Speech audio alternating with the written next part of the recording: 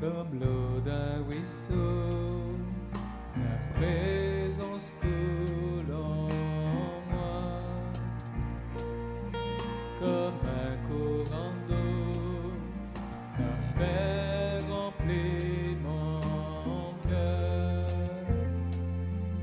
ta confiance m'inonde, ta présence me remplit, ton esprit est là, je n'en doute pas, me laissons bercer par tes vagues d'amour, je suis emporté dans ton courant,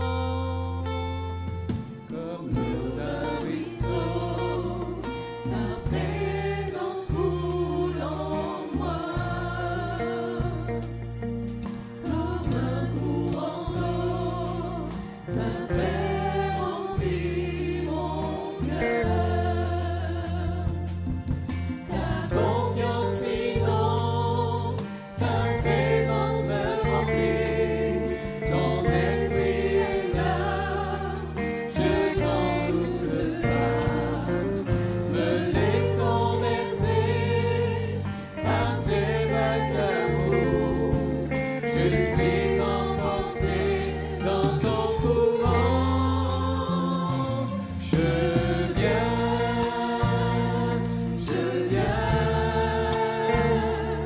vers toi, mon Père, je viens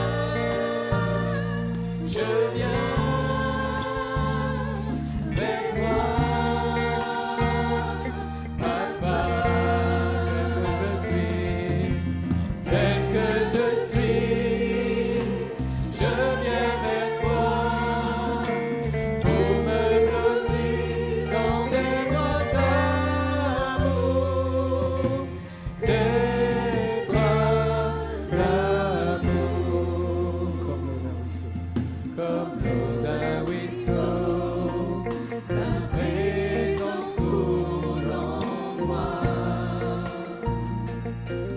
comme un courant d'eau, ta paix remplit mon cœur, ta confiance m'inonde, ta présence me remplit, ton esprit est là, je n'en doute, me laissons bercer, Seigneur, me laissons bercer par tes vagues d'amour, je suis emporté dans ton courant, je viens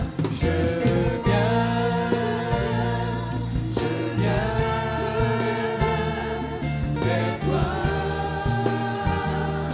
mon Père, je viens vers toi, Papa, tel que je suis, je viens vers toi, pour me blottir dans tes bras d'amour, tel que je suis, je viens vers toi, pour me blottir dans tes bras d'amour, tes bras d'amour, je viens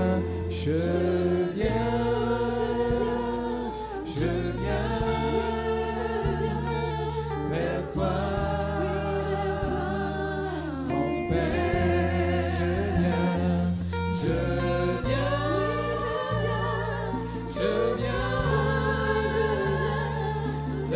toi, Papa, je viens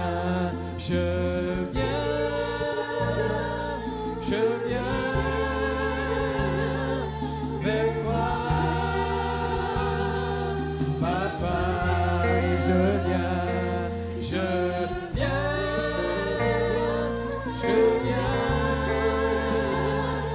vers toi, Papa, tel que je suis,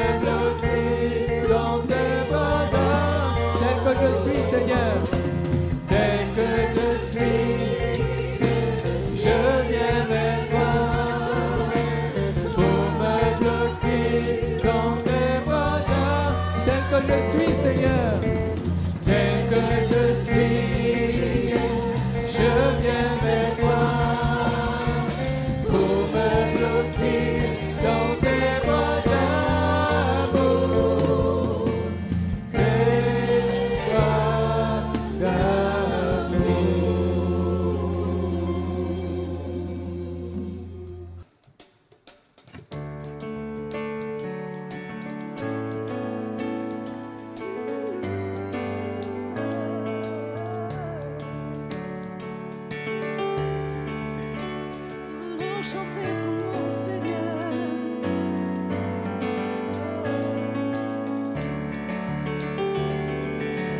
Que ton nom résonne en ce lieu. Que ton nom résonne en ce lieu. Que ton nom résonne en ce lieu. Jésus, que ton nom résonne en ce lieu. Nom résonne en ce lieu. Que ton nom résonne en ce lieu. Que ton nom résonne en ce lieu. Que ton nom résonne en ce lieu. Jésus, que ton nom résonne en ce lieu. Que les murs tremblent au son de nos louanges, alors que nos voix s'unissent à celles des anges. Répand sur nous ton esprit, ta puissance. Oh Jésus,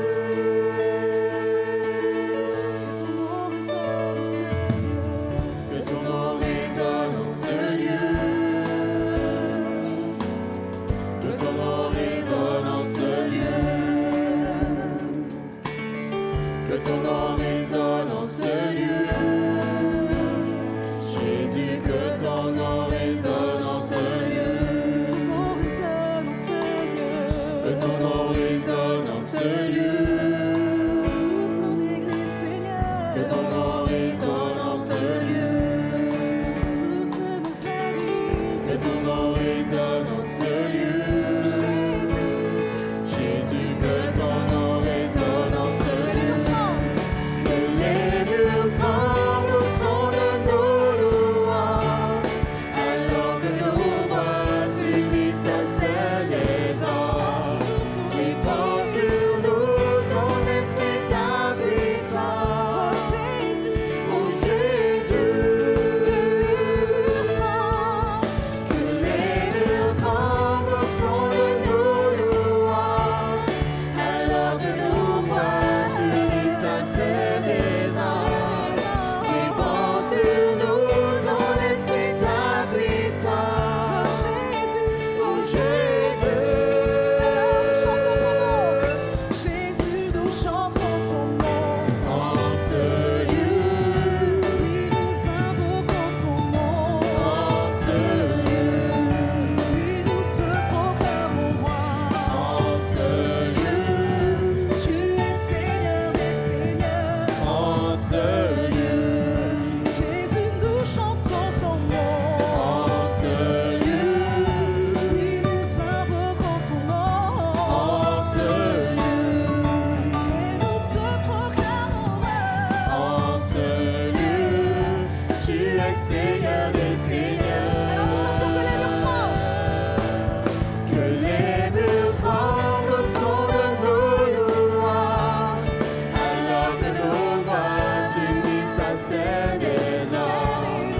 Répand sur nous ton esprit, ta puissance. Oh Jésus, que les murs tremblent au son de nos louanges,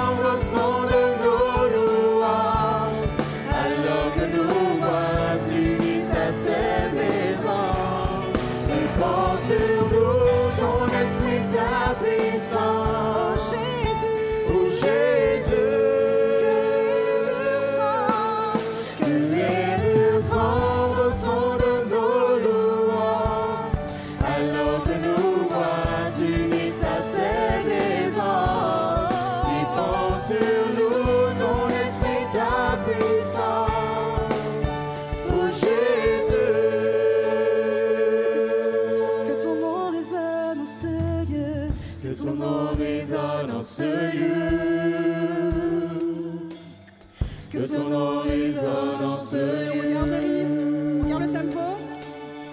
Que ton nom résonne en ce lieu. Là le final. Jésus, que ton nom résonne en ce lieu.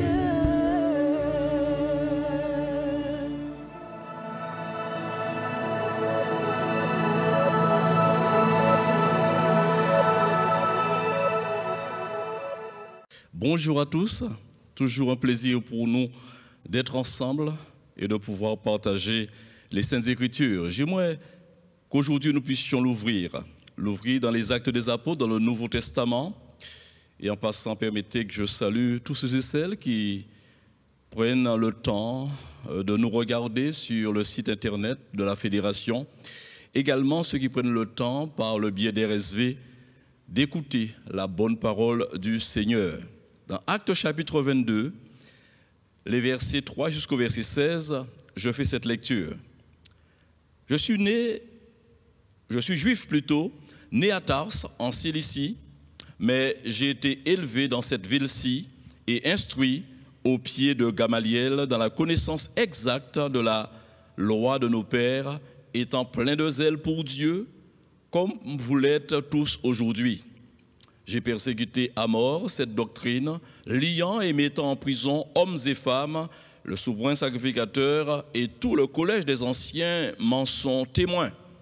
J'ai même reçu d'eux des lettres pour les frères de Damas, où je me rendis afin d'amener liés à Jérusalem ceux qui se trouvaient là et de les faire périr.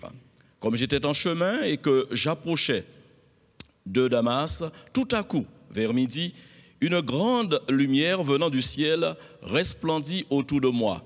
Je tombai par terre et j'entendis une voix qui me disait « Saul, Saul, pourquoi me persécutes-tu » Je répondis « Qui es-tu, Seigneur ?» Et il me dit « Je suis Jésus de Nazareth que tu persécutes. » Ceux qui étaient avec moi virent bien la lumière, mais ils n'entendirent pas la voix de celui qui parlait. Alors je dis « Que ferai-je, Seigneur ?» Et le Seigneur me dit, lève-toi, va à Damas, et là on te dira plutôt tout ce que tu dois faire. Alléluia. Nous pouvons donc aller plus loin. Et à partir du verset 11, il est dit, comme je ne voyais rien, à cause de l'éclat de cette lumière, ceux qui étaient avec moi me prirent par la main et j'arrivai à Damas. Or, un nommé Ananias, homme pieux, selon la loi, et de qui tous les Juifs demeurant à Damas rendaient un bon témoignage, vint se présenter à moi et me dit, « Saul, mon frère, recouvre la vue. » Au même instant, je recouvrai la vue et je regardai. Il dit, « Le Dieu de nos pères t'a destiné à connaître sa volonté, à voir le juste et à entendre les paroles de sa bouche, car tu lui serviras de témoin auprès de tous les hommes des choses que tu as vues et entendues. Et maintenant, que tardes-tu? Lève-toi, sois baptisé et lavé de tes péchés en invoquant le nom du Seigneur. » J'aimerais que nous parlions de l'instruction. L'apôtre Paul indique très clairement qu'il a été instruit. J'ai été instruit. Pendant un temps, nous allons rester autour de ce thème. Paul indique avoir été instruit et il précise au pied de Gamaliel. Mais en trois, le fond du passage que nous venons de lire, il est vraiment question d'instruction. L'une des grandes leçons que l'on peut tirer, selon moi, dans ce passage, c'est qu'il est possible de déraciner, de déconstruire un état d'esprit, un raisonnement forgé depuis notre naissance jusqu'à faire partie de notre ADN. C'est possible d'en être débarrassé, permettez-moi de le dire comme cela. Dans le parcours d'une vie, comment se passer de formation, comment se passer d'instruction? En permanence, nous sommes instruits et nous nous instruisons, ou encore nous pouvons nous instruire parce que donc on peut passer nous-mêmes par les sites, par les manières, par tous les moyens d'instruction qu'il y a à notre portée. On peut donc s'auto-former d'une certaine manière. Concernant Paul, instruit au pied de Gamaliel dans la connaissance exacte de la loi de nos pères, dit-il, étant plein de zèle pour Dieu, comme vous l'êtes tous aujourd'hui. Avec pour une conséquence fâcheuse, cet homme est dans une démarche de persécution, de persécuteur, permettez-moi de le dire comme cela. Il est persécuteur, il est oppresseur, je dirais même qu'il est devenu un assassin ou un co-assassin avec ceux qui ravageaient les églises.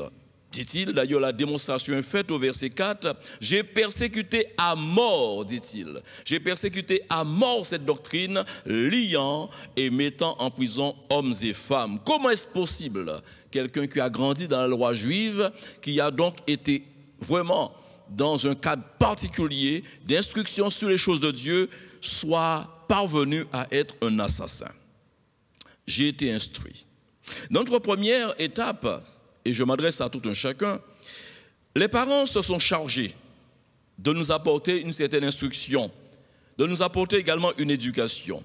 Et arrivé à l'âge adulte, ce que j'appelle l'âge raisonnable, eh bien nous avons pu poursuivre notre voie et prendre la voie que nous voulions, que nous voulions. Si je parle du domaine spirituel, quand on regarde la parole de Dieu, eh bien Dieu exigeait des parents juifs de l'époque, d'instruire l'enfant dès son jeune âge selon ses lois. Et nous sommes maintenant dans Deutéronome, le chapitre 6, du verset 4 jusqu'au verset 6. Nous lisons, « Écoute, Israël, l'Éternel, notre Dieu, est le seul éternel. Tu aimeras l'Éternel, ton Dieu, de tout ton cœur, de toute ton âme, de toute ta force. Et ces commandements que je te donne aujourd'hui seront dans ton cœur. » Regardez maintenant. Tu les inculqueras. Et ces commandements, et ces commandements que je te donne aujourd'hui seront dans ton cœur. Tu les inculqueras à tes enfants, verset 7. Et tu en parleras quand tu seras dans ta maison, quand tu iras en voyage, quand tu te coucheras et quand tu te lèveras. Tu les liras comme un signe sur tes mains et ils seront comme des frontaux entre tes yeux. Tu les écriras sur les poteaux de ta maison et sur tes portes. Maintenant que nous sommes enfants de Dieu, on ne cesse de bénir Dieu et cela pas seulement comme aujourd'hui, comme nous l'avons l'habitude de le faire le dimanche, d'adorer, de nous rencontrer ensemble avec tous les saints qui adorent Dieu en esprit et en vérité. Non, en dehors de ce jour, eh bien, chaque jour que Dieu fait, notre reconnaissance se tourne vers lui parce que nous ne cesserons et nous ne nous fatiguerons jamais de dire merci à Dieu de s'être révélé à nos cœurs. Nous avons fait le choix, lorsque le Seigneur s'est révélé à nous, eh bien, nous avons fait le choix de recevoir sa parole. Et retentit à mon esprit maintenant, à tous ceux qui l'ont reçu, il leur a donné le pouvoir de devenir enfants de Dieu. Ce choix nous permet aujourd'hui de continuer dans une logique et d'adopter donc le principe de formation. Depuis notre baptême, d'ailleurs, l'indication est claire dans Matthieu 28, verset 18. Le dessein de Dieu est ainsi indiqué. Jésus s'étant approché par là, ainsi tout pouvoir m'a été donné dans le ciel et sur la terre. Et voilà ce qu'il dit aux apôtres et aux disciples, ce qu'il met en place. Allez, faites de toutes les nations des disciples, les baptisant au nom du Père, du Fils et du Saint-Esprit. Et il ajoute tout de suite, et enseignez-leur. On ne peut pas faire l'impasse. C'est devenu un incontournable. Et enseignez-leur à observer tout ce que je vous ai prescrit. Et voici, je suis avec vous tous les jours jusqu'à la fin du monde. La grâce de Dieu, comme je vous l'ai dit, nous amène à une reconnaissance éternelle, ponctuelle, et que personne ne se retienne. Que la bonté de Dieu te pousse, après t'être poussé à la repentance, doit te pousser continuellement à la reconnaissance aujourd'hui. Dans Romains 6, 17, béni soit Dieu pour ce qui est écrit, alléluia, mais grâce soit rendue à Dieu de ce que, après avoir été esclave du péché, vous avez obéi de cœur à la règle de doctrine dans laquelle vous avez été instruits. La foi vient de ce qu'on entend, et ce qu'on entend vient de la parole du Seigneur. Et cette foi ayant un besoin pressant et permanent d'être fortifié, aura encore besoin de la parole de Dieu. Mais la parole de Dieu, elle est vivante. Mais elle n'est efficace pour nous, pour chacun, que lorsque on met son cœur à obéir à ce que l'on entend. Alors vous avez obéi de cœur, dit l'apôtre, à la règle de doctrine dans laquelle vous avez été instruits. L'instruction, par définition, c'est l'acquisition de connaissances, l'acquisition de savoir. Mais aussi, on peut le voir autrement. L'instruction, c'est le fait aussi d'être formé, d'être enrichi, je dirais, d'une science, d'un savoir-faire.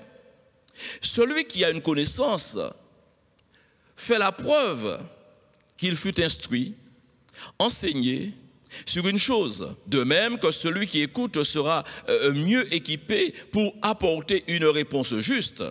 Parce que vous savez très bien qu'on ne peut parler avec justesse que si l'on a soi-même une connaissance à propos. C'est pourquoi la Bible dit dans Proverbe 18, verset 13, « Celui qui répond avant d'avoir écouté, qu'est-ce qui lui arrive? Eh bien, il fait un acte de folie et s'attire la confusion parce qu'il est bon d'écouter pour apporter une réponse qui suit la logique de la chose entendue ou encore de l'interrogation. De même, une personne instruite, je reviens à la charge, sera en mesure, à cause de la compétence acquise, pour pouvoir instruire son entourage, instruire les membres de sa famille et apporter une réponse à ceux et celles qui sont dans l'ignorance. Mais il faut être auparavant instruit ou encore ayant reçu une instruction. Avant d'envisager cette étape, c'est une étape noble. Celui qui est dans cette posture d'enseignant, eh bien, occupe un rang particulier. La parole de Dieu retentit cette parole à qu'il est beau, les pieds de celui eh bien, qui annonce la bonne nouvelle. Mais c'est une responsabilité qu'il ne faut pas donc diminuer. Il est même indiqué dans la Bible qu'il n'y ait pas un trop grand nombre de personnes, eh bien, qui enseignent parce qu'ils seront traités plus sévèrement, ils seront jugés plus sévèrement par le Seigneur. Enseigner, pourquoi pas, mais faut-il encore être un bon enseignant, un très bon enseignant. Le propos de Paul est un propos assez dur, assez rude. Quand vous regardez, parce qu'il est question d'environnement, de pouvoir apporter une parole, et Paul, il suit une logique. Et dans 1 Corinthiens, chapitre 5, verset 11, l'apôtre Paul dira, maintenant, ce que je vous ai écrit, c'est de ne pas avoir des relations avec quelqu'un qui se nommant frère est impudique, ou cupide, ou idolâtre, ou outrageux, ou ivrogne, ou ravisseur, de ne pas même manger avec un tel homme. Cette liste-là, bien entendu, vous l'avez entendu. Je ne sais si vous en faites partie. J'aurais souhaité que non. Mais quand quelqu'un se disant être frère, se nommant frère, se faisant appeler frère, c'est noble de dire que je suis un enfant de Dieu. D'ailleurs, ça peut être une réalité, puisque le Saint-Esprit vient lui-même rendre témoignage à l'esprit de celui qui est convaincu de péché, de justice et de jugement, qu'il est enfant de Dieu. Donc ce n'est pas juste une prétention, ça peut être une réalité. Mais quand la persévérance manque, quand l'amour de la vérité manque, on peut déchoir, on peut donc rétrograder de ce rang d'enfant de Dieu. On a toujours l'étiquette, l'environnement, l'entourage, ceux qui nous ont connus et qui nous côtoient jusqu'à maintenant, nous appelant frère, frère, frère. Mais ta conscience sait que tu es dans l'impudicité, que tu es tombé dans la cupidité, dans l'idolâtrie. Tu es donc devenu un ravisseur, un voleur. Et là, tout doit changer. Si certains persistent, malheureusement, il y a des personnes conscientes de leur état, mais ils sont encore persistants, puisqu'ils sont gagnés par l'arrogance et ils veulent regarder une image, ce que la Bible appelle l'apparence de la piété. Si tel est le cas, j'aurais aimé encore vous dire une belle parole pour vous sensibiliser, pour créer et susciter dans votre cœur un revirement de situation. La Bible dit dans Proverbe 28, verset 9, si quelqu'un détourne l'oreille pour ne pas écouter la loi, sa prière même est une abomination. Or, vous le savez, dans une existence, on a besoin de se référer à quelqu'un. Et lorsque l'on a mal, parce que l'homme naît pour souffrir comme l'étincelle fait pour voler, qui que vous soyez, qui que nous soyons, nous passons par les épreuves, par les difficultés. Celui-ci, ça va s'appuyer sur la superstition, sur l'idolâtrie. L'autre dira, je vais crier à l'Éternel. Mais crier à l'Éternel, c'est prier l'Éternel. Parler à Dieu, s'adresser à Dieu. Quand un malheureux crie, nous dit la Bible, l'Éternel entend. Alors, tu comprends? Tu détournes ton oreille, Dieu t'a déjà parlé, il t'a déjà averti, il veut que tu cesses ta manière d'être qui n'est pas à sa gloire. Mais tu n'arrêtes pas de détourner l'oreille, tu fermes ton oreille, tu fais fi de ne pas comprendre, de ne pas entendre, et tu veux prier Dieu parce que tu as mal. Prier, c'est légitime, mais tu veux quand même insister pensant qu'il t'exaucera parce qu'on dit de lui qu'il est tellement bon. Oh, excusez-moi, on dit de lui, il est vraiment bon. Dieu est bonté, Dieu est amour, cependant Dieu est juste et ton péché, ce n'est pas que la bonté de Dieu ou la miséricorde de Dieu aurait varié parce qu'il n'y a pas donc de variation en Dieu. Dieu ne change pas, sa parole est immuable et sa personne est identique de toute éternité. Cependant, entends que ce sont tes péchés qui mettent une séparation entre lui et toi et qui te privent de sa miséricorde. La connaissance également, puisque nous parlons d'instruction, j'ai été instruit, pour vous rappeler le thème, la connaissance peut être à double tranchant. Ça accorde à celui qui a une connaissance une certaine assurance. C'est une personne qui prend de l'assurance, qui est vraiment, je dirais, stable, parce qu'il parle, parce qu'il fait, avec cette connaissance. Mais aussi, cette connaissance-là, malheureusement, peut se transformer en orgueil, peut aussi emmener sur le chemin du déraisonnement.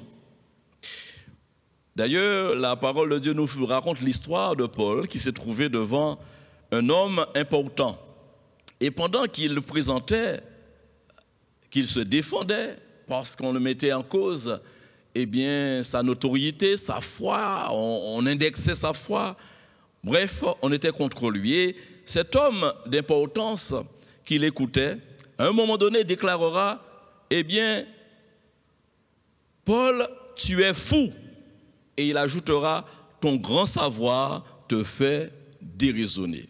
Vous allez pouvoir vérifier ça chez vous dans Acte 26, verset 24, ton grand savoir te fait déraisonner. Toutefois, l'instruction nous permet de naviguer, permettez-moi l'expression, ce n'est pas la route du Rhum ces jours-ci, mais de naviguer dans l'émerveillement, d'étape en étape, d'événement, d'épisode en épisode. On est émerveillé parce que la marche avec Dieu, a dit quelqu'un, c'est une belle aventure. Et je confirme, je l'atteste personnellement par rapport aux témoignages des uns et des autres. Tous sont unanimes à dire que c'est une belle vie, c'est une belle existence avec Dieu et c'est un parcours extraordinaire. Marcher à la suite du Seigneur, c'est marcher à la suite du meilleur. Parce que, il faut savoir, nous n'arrêtons pas de découvrir l'infinie bonté, la profondeur de l'amour de Dieu manifesté en son Fils Jésus-Christ. D'ailleurs, quelqu'un est passé avant nous et dans l'émerveillement nous laisse cette parole de l'Écriture que j'aimerais que vous notiez chez vous et que vous repassiez parce que la reconnaissance a besoin continuellement que nous l'alimentions avec d'autres expériences. Et chaque jour, d'ailleurs, nous ne sommes pas toujours conscients des bienfaits reçus de Dieu. Il y a des choses visibles que nous sommes en mesure de toucher, les choses palpables, mais dans le monde de l'invisible, Dieu fait tellement de choses, même en ce moment, à l'heure où je vous parle. Éphésiens chapitre 3, verset 14 jusqu'au verset 21. À cause de cela, dira saint Paul, je fléchis les genoux devant le Père, duquel tire son nom toute famille dans les cieux et sur la terre, afin qu'il vous donne, selon la richesse de sa gloire, d'être puissamment fortifié par son esprit dans l'homme intérieur, en sorte que Christ habite dans vos cœurs par la foi, afin qu'étant enracinés et fondés dans l'amour, vous puissiez comprendre avec tous les saints quelle est la largeur, la profondeur, la longueur plutôt, la largeur, la longueur, la profondeur et la hauteur, et connaître l'amour de Christ qui surpasse toute connaissance, en sorte que vous soyez remplis jusqu'à toute la plénitude de Dieu. Or, à celui, nous dit la Bible, à celui qui peut faire par la puissance qui agit en nous infiniment, infiniment au-delà de tout ce que nous demandons ou pensons, à lui soit la gloire dans l'Église et en Jésus-Christ, dans toutes les générations, au siècle des siècles. Amen. Avoir justement la connaissance qui passe par l'instruction, cela permet à chacun d'évoluer, de croître et bien de grandir dans sa foi. Comme je le dis, la foi, je l'ai dit précédemment, la foi a besoin d'être fortifiée. Alors, il faut, au préalable bien sûr, que l'instruction soit reçue, que l'instruction soit vraiment acceptée. Bénissons Dieu pour cette déclaration.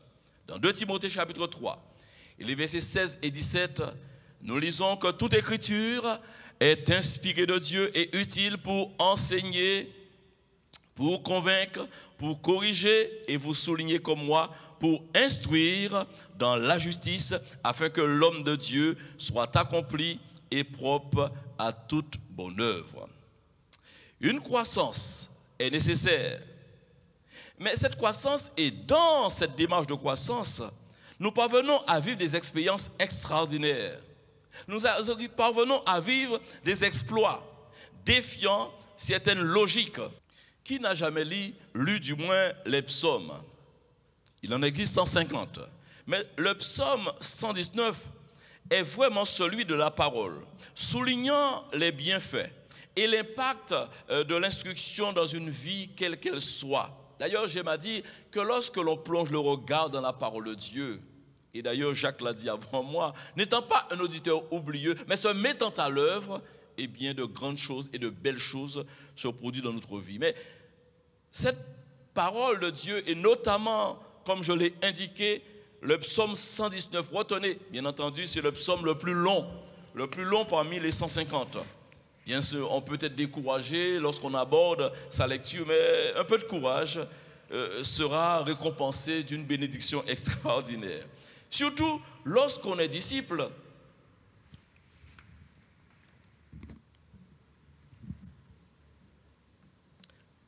Lorsqu'on est disciple de Jésus, né de nouveau, on est appelé à impacter sa famille, son environnement. On est appelé à être une lumière dans sa génération.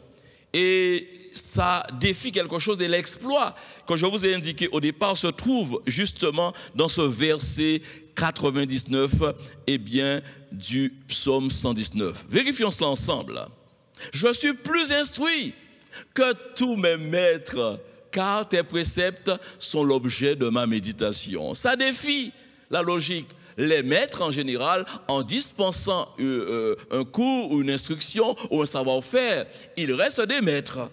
Ils ont quand même, dans leur grenier d'expérience, permettez-moi de le dire comme cela, beaucoup d'expérience à transmettre et prenant du plaisir à faire leur job. Et découvrez ici ce que dit celui donc qui connaît le Seigneur, celui donc qui est dans une dynamique de croissance. Je suis plus instruit que tous mes maîtres, car tes préceptes sont l'objet de ma méditation. Ajoutons à cela les versets 127. Regardons ce que dit le 127. C'est pourquoi, dit ce verset, j'aime tes commandements. J'aime tes commandements. Le 127, toujours le chapitre 119, mais les versets 127, nous lisons, c'est pourquoi j'aime tes commandements plus que l'or et que l'or fin. On parle de l'or comme étant un investissement intelligent. Et pourtant, on lui donnerait de l'or raffiné, et il avoue, il témoigne aimer les commandements, les lois ou encore les paroles de Dieu plus que ce matériau précieux. Regardons le verset 97 également, toujours le même psaume 119. Combien j'aime ta loi. Alléluia. Elle est tout le jour l'objet de ma méditation. Quel combat aujourd'hui que chaque disciple mène pour pouvoir prendre la tâche de la parole de Dieu. Faire une lecture journalière, c'est devenu un défi de tous les instants. Tellement de choses nous attirent. Je ne parle pas des choses légitimes, aller au travail, entretenir sa maison, prendre soin de soi-même. Et si vous êtes parent, prendre soin des enfants. Je ne parle pas de ces engagements légitimes. Mais d'autres choses nous attirent. Tellement d'activités, tellement de choses à faire et parfois de choses quand même assez bien, il faut le dire. Si c'est vrai, si la parole de Dieu est tant aimée par quelqu'un d'entre nous, et je veux le croire, si c'est le cas, si nous méditons cette parole, si nous la consommons, ce n'est pas exagéré, puisque la parole de Dieu est une nourriture. D'ailleurs, Jésus a pu dire, l'homme ne vivra pas de pain seulement, mais de toute parole qui sort de la bouche de Dieu, de la bouche du Seigneur. Méditer cette parole, la consommer, j'ajouterai sans modération, est une bénédiction. Gloire à Dieu. Les chrétiens à qui Jacques s'adressa à son époque, eux, ils étaient particuliers. Ils n'atteignaient même pas ce palier ou ce stade de méditation de la parole de Dieu, puisqu'ils se sont arrêtés seulement à écouter la parole. Vous m'entendez? Elle est divulguée, elle est annoncée. J'ai indiqué précédemment qu'ils sont beaux les pieds de ceux qui annoncent la bonne nouvelle. Oh, la bonne nouvelle, écoutez religieusement, pourquoi pas? Mais j'aimerais que plus, qu'un autre palier soit franchi. Si vous entendez sa voix aujourd'hui, nous dit la Bible, n'endurcissez pas votre cœur. Parce que Dieu parle tantôt d'une manière, tantôt d'une autre. Mais certains se bornent. Et vous allez découvrir cette expression, ce verbe, dans Jacques 1, verset 22. Et à l'époque, la Bible dit, Jacques n'a pas été tendre dans cette parole. Mettez en pratique la parole. Mettez en pratique la parole. Et ne vous bornez pas à l'écouter. Ne vous bornez pas à l'écouter à longueur de journée. Sur les médias qui existent, certains prennent 4, 6, des dizaines de prédications, de messages d'enseignement. Est-ce pour autant cela leur a permis de bouger leur ligne? Pas forcément. Mettez en pratique la parole et ne vous bornez pas à l'écouter en vous trompant vous-même par de faux raisonnements. Par de faux raisonnements. Méditer en vue de pratiquer demeure le meilleur schéma. D'ailleurs, c'est le schéma que Dieu veut. Je le répète, méditer la parole de Dieu en vue de la pratiquer. C'est entendre la théorie et passer à l'application. C'est la logique spirituelle que Dieu veut pour toi, que Dieu veut pour moi, pour chacun d'entre nous. Si tu tenais à l'instant de ce discours, à l'instant où je te parle sur cet aspect, si tu tenais ce discours de regret, parce que je vous ai dit qu'on ne peut pas rester insensible face à l'enseignement ou à l'écoute de l'enseignement de la parole de Dieu. Si un regret, un esprit de remise en question envahissait ton être et notamment ton cœur, ce serait pour toi le début d'une nouvelle résolution et voire même le début d'une nouvelle relation avec Jésus et non, je dirais, la religion de Jésus ou avec Jésus, mais la relation avec Jésus. Écoutez cette parole. Proverbe 5, 13 laisse une interrogation intelligente. Comment ai-je pu, je vous l'ai dit, si cela est ton discours, ce serait formidable. Je te le souhaite, que Dieu te bénisse à l'instant. Comment ai-je pu ne pas écouter la voix de mes maîtres, ne pas prêter l'oreille à ceux qui m'instruisaient? Et à Jésus d'enchaîner avec cette même parole de l'Écriture. Ceux qui me disent « Seigneur, Seigneur » n'entreront pas tous dans le royaume des cieux, mais celui-là seul qui fait la volonté de mon Père qui est dans les cieux. Ceux qui me disent « Seigneur, Seigneur ».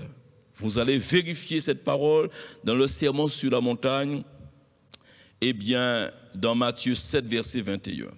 Le cursus standard, connu de tous, puisque nous parlons d'instruction, il y a comme une mise en place par rapport à la transmission de savoir, par rapport à la formation d'hommes, en vue que la société ait des personnes qui répondent au profil pour faire fonctionner la société, eh bien, le standard, le cursus standard connu de tous n'est pas forcément le seul moyen d'instruction.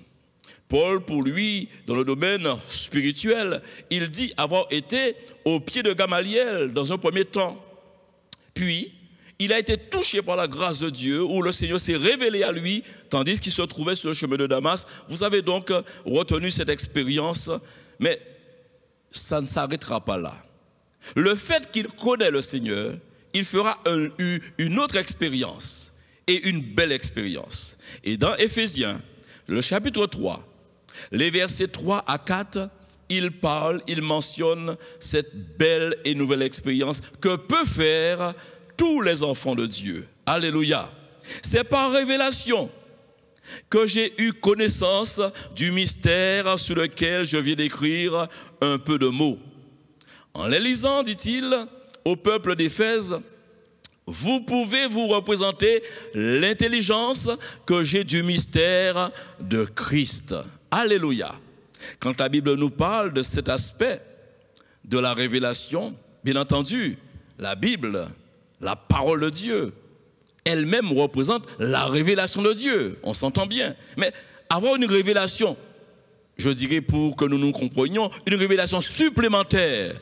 Et n'entendez pas dans supplémentaire une révélation qui sera autre que le contenu de ce livre, parce que la Bible détient la pensée de Dieu, l'inspiration de Dieu, ou qui a été donnée à des hommes pour nous laisser ce livre merveilleux qu'est la Bible. Alors vous comprenez, si maintenant à tort et à travers les personnes avaient des révélations qui ne se mariaient pas, qui ne se rapprochaient pas de la parole de Dieu, ce serait le désordre. Or vous savez que Dieu n'est pas contre. Dieu n'est pas contre ce qu'il a écrit, et ce qu'il a écrit ne sera jamais contre Dieu. Il y a donc comme un alliage, comme une cohésion, une coordination, et quand on parle de révélation, c'est toujours des choses qui seront en adéquation avec les écrits, les écrits du livre de la parole de Dieu. D'autre manière, Dieu s'est révélé, et quand on parle de révélation, on a des anges qui ont été en tant qu'instruments, en tant qu'esprit au service des saints, qui ont été dans le plan de Dieu pour accorder à plusieurs d'entre nous, et Paul en a fait l'expérience, soit Pierre qui fut délivré de la prison, c'était un ange, d'autres encore comme Zacharie, tandis qu'ils accomplissaient leur service, à l'époque, ils ont eu une révélation. Toutefois, l'instruction demeure instruction. Je veux m'expliquer. L'instruction demeure instruction. Issue de la méditation de la Bible, ou venant du ciel, comme je viens de l'indiquer, par une révélation particulière et parfois extraordinaire, j'aimerais vous dire, ça demeure toujours une instruction. Ce sera toujours le même objectif. Je me répète, Dieu parle tantôt d'une manière, tantôt d'une autre, mais toujours avec le même but à atteindre. Le but à atteindre, comme 2 Timothée nous l'a déjà fait sentir et nous l'a fait savoir, 2 Timothée chapitre 3 versets 16 et 17, c'est pour nous éduquer, nous enseigner sur les choses du royaume de Dieu, nous aider à rester, et surtout là c'est important, avec tout ce que traverse la société, l'évolution des mœurs ou encore les lignes qui bougent constamment, quel que soit le domaine moral, les éthiques. L'éthique d'aujourd'hui n'est pas l'éthique de demain. Bref, il y a tout un ensemble de choses à comprendre. Donc, l'enseignement, la révélation, l'instruction du Saint-Esprit et de la parole de Dieu demeure, je dirais, capable pour nous aider à rester sur la voie dans laquelle nous devons rester ici-bas, repoussant les fausses idées, repoussant les fausses doctrines et aussi les faux docteurs avec, en attendant également avec persévérance le retour glorieux de notre Seigneur Jésus-Christ. Alléluia! Je vous ai dit que le cursus standard connu de tous n'est pas forcément le seul moyen d'instruction. Regardons maintenant un détail qui a attiré mon attention dans Acte 4, verset 13. Dans les Actes, au chapitre 4, verset 13, Là encore, c'est un exploit. Lorsqu'ils virent, je vous l'ai dit, la connaissance, l'instruction donne une assurance. Lorsqu'ils virent l'assurance de Pierre et de Jean, ils furent étonnés, sachant que c'était des hommes du peuple, et ils ajoutent sans instruction. Ils les reconnurent pour avoir été avec Jésus. Nous sommes, sans tomber dans une exagération, vous l'admettrez en m'écoutant sur cet aspect, c'est une évidence. Tous n'ont pas eu un parcours universitaire. J'ajouterais même, n'ont pas eu ce privilège même d'aller à l'école, à plus forte raison de parler de ce niveau universitaire. Cependant, fréquenter, côtoyer Jésus, c'est le connaître, afin d'être transformé pour produire du fruit. Et pas n'importe quel fruit, des fruits divins qui impressionnent nos observateurs et voire même qui impressionneront même nos ennemis. Tous ceux qui marchent avec Jésus se laissent instruire par lui. C'est pourquoi d'ailleurs on dit disciple, celui qui fait comme son maître, et nous n'avons point honte. L'apôtre Paul l'a dit avant nous et beaucoup font de cette parole leur parole, car je n'ai point honte de l'évangile, c'est une puissance de Dieu pour le salut de quiconque croit. J'aime la parole, comme l'a dit le psalmiste. J'aime tes commandements. Cela me rend plus instruit que tous mes maîtres. Alors, vous comprenez, lorsqu'on fréquente le Seigneur, on est animé, on est habité par l'intelligence de Dieu. On est habité par la sagesse de Dieu. On est habité par la tempérance de Dieu. On est habité par la douceur de Dieu, par la bonté, par l'amour du Seigneur, par la patience du Seigneur, par la fidélité du Seigneur. J'allais dire la joie du Seigneur, pourquoi pas? Et par la paix, puisque Jésus-Christ étant le prince de la paix, aussi la paix nous est communiquée. Et Jésus dira-t-il, il y a tellement d'importance à cette déclaration qu'on ne peut faire l'économie. Je ne vous donne pas comme le monde donne, je vous donne ma paix. Alléluia. Alors dans Proverbe 19, verset 27, nous avons cet écrit où il est indiqué: cesse mon fils d'écouter l'instruction.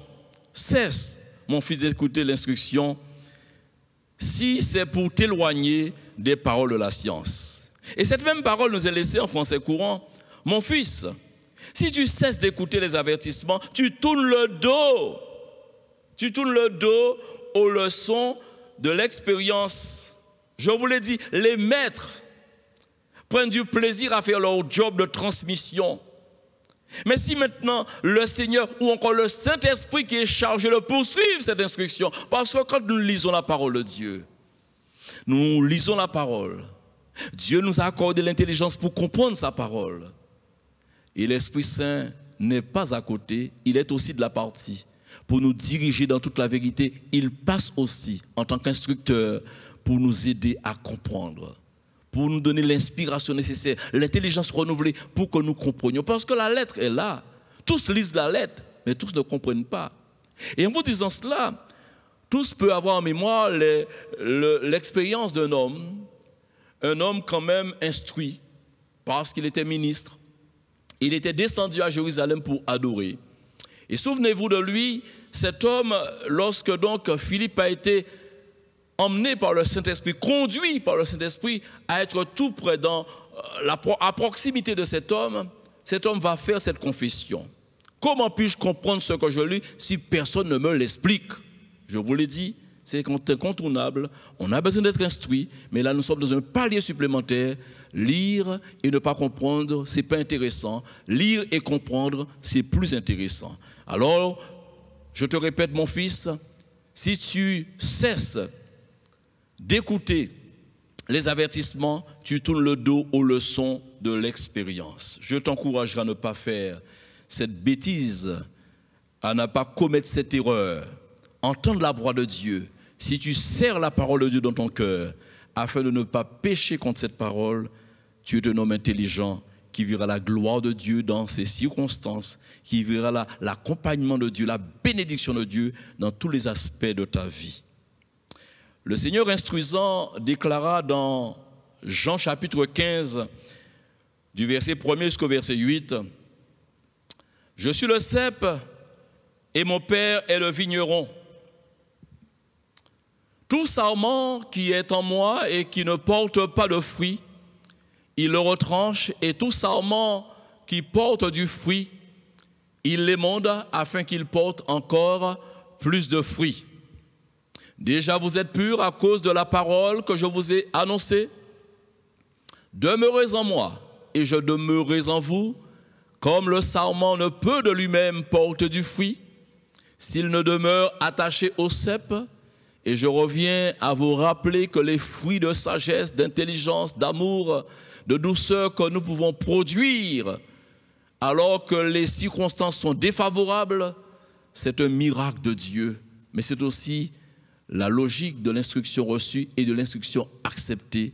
L'Esprit Saint ayant fait son habitation, de nous son habitation, c'est un exploit certes, c'est extraordinaire aux yeux des autres, mais pour nous ça devient une logique. Je dis pour nous, entendez bien, pour nous enfants de Dieu, reconnus de Dieu, ayant eu reçu ce témoignage de lui.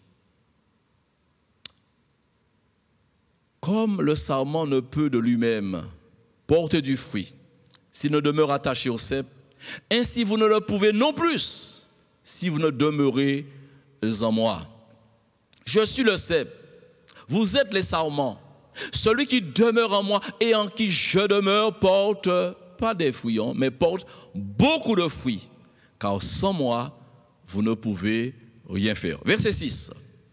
Si quelqu'un ne demeure pas en moi, ça peut arriver. Et je vous ai fait comprendre qu'au départ, si quelqu'un se retirait, ne voulait admettre qu'il a rétrogradé, faisant encore le fanfaron, continuant à prier, il n'y avait pas de possibilité que sa prière soit exaucée. Alors, si quelqu'un ne demeure pas en moi, il est jeté dehors comme le sarment et il sèche.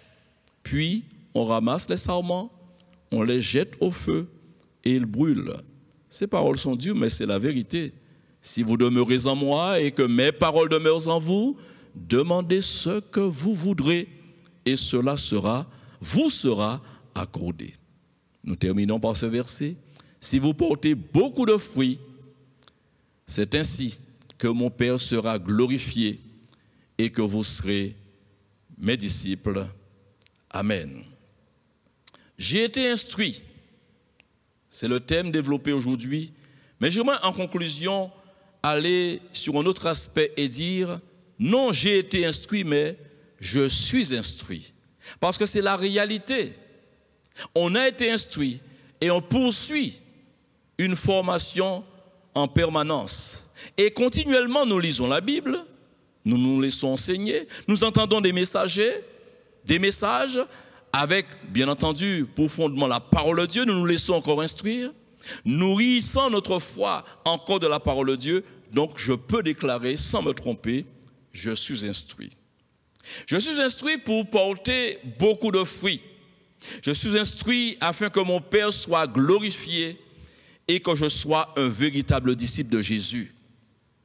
Je suis instruit pour le suivre, pour encore l'aimer, quoi qu'il pourrait se passer, quelles que soient les circonstances qui viendraient à se révéler dans mon parcours, dans ton parcours. Je suis instruit. J'entendrai la voix du Seigneur me disant ces quelques paroles. Et je termine avec le psaume 91, les versets 14, 15 et 16. Faites vôtre ces quelques paroles. Si vous êtes instruits, alors ces paroles vous concernent. Puisqu'il m'aime, je le délivrerai, je le protégerai, puisqu'il connaît mon nom. Il m'invoquera et je lui répondrai. Je serai avec lui dans la détresse, je le délivrerai et je le glorifierai. Je le rassasierai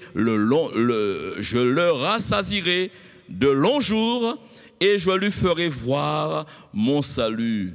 Je vous l'accorde, c'est un psaume messianique.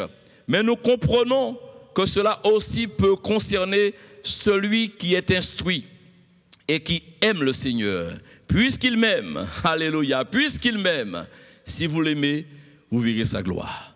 Prions le Seigneur. Père éternel, je te rends grâce, je te bénis. Je ne me lasse pas, nous ne nous lassons pas en tant que peuple, en tant qu'enfant de Dieu, de lire et d'apprécier tes instructions. Comme le psalmiste, nous déclarons aimer ta parole plus que l'or raffiné. Parce que ta parole, Seigneur, il n'y a pas son pareil ici-bas. Elle te représente toi-même. Nous savons que ta parole, elle est vivante. À qui d'autre irions-nous, a dit notre frère Pierre, parce que tu as les paroles de la vie éternelle. Comment fais-tu, je ne le sais, mais chaque jour, ici-bas, dans les tourments, dans les vicissitudes, ta parole est encore là pour nous aider, parole pour nous éclairer, lumière pour briller sur notre sentier et nous aider à toujours tenir le cap de la vérité, en sorte que nous atteignions tous l'objectif que tu nous as fixé. Père, tu nous enseignes même de courir dans la carrière qui nous est ouverte. Ne voulons nous occuper, nous laisser préoccuper par quoi que ce soit d'autre que de t'aimer et d'aimer ta parole. Apprends-nous à la serrer dans notre cœur afin de ne pas pécher contre toi. Père, que ton nom soit loué et magnifié pour ta parole bénie, adressée à ton peuple, mais adressée également aux perdus, à ceux et celles qui n'ont pas d'espoir. Aujourd'hui, s'ils entendent ta voix, c'est entendre la bénédiction que tu leur envoies. Que ton nom seul soit loué et magnifié, Père, dans le nom précieux de ton Fils Jésus-Christ. Amen.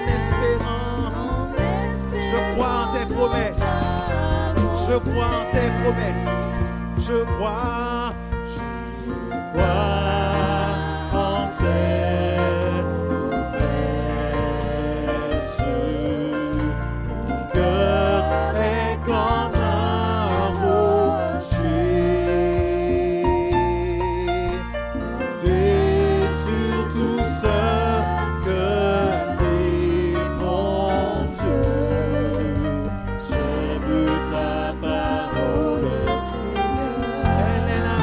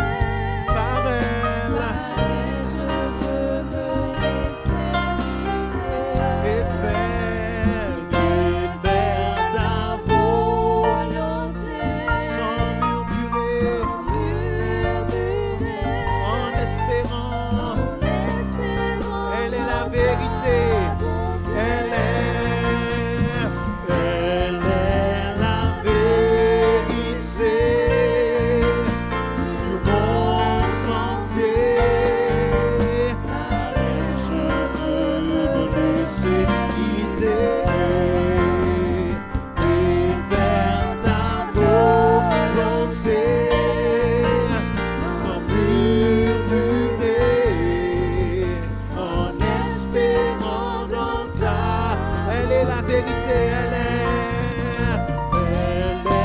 la vérité. Sur mon sentier, par elle, je veux me guider.